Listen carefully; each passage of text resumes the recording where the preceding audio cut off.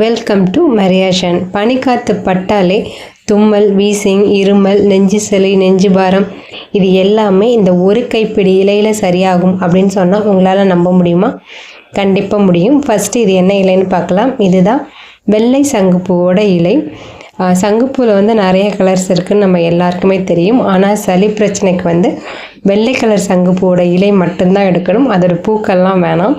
First இந்த மாதிரி நல்ல இலையாக ஒரு கைப்பிடி அளவு நம்ம எடுத்துக்கலாம். ஒரு பவுலில் 150 ml தண்ணி சேர்த்துக்குங்க. தண்ணி ஓரளவுக்கு சூடானதுக்கப்புறம் இந்த இலையை அதில் சேர்த்துட்டு 10 நிமிஷத்துக்கு மீடியமான ஹீட்டில் நல்லா ஹீட் பண்ணுங்கள்.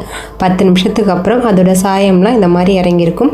இப்போ ஸ்டவ்வை ஆஃப் பண்ணிவிட்டு ஒரு 15 நிமிஷத்துக்கு மூடி இதை நல்லா ரெஸ்ட்டில் விடுங்க. இப்போது இதை ஃபில்டர் பண்ணி எடுத்தாச்சு. இதை எப்படி குடிக்கலாம்னா, தொடர்ந்து 5 நாளைக்கு நைட்டு மட்டும் குடிங்க. பெரியவங்களாக இருந்தீங்கன்னா 60லேருந்து 70 ml குடிக்கலாம்.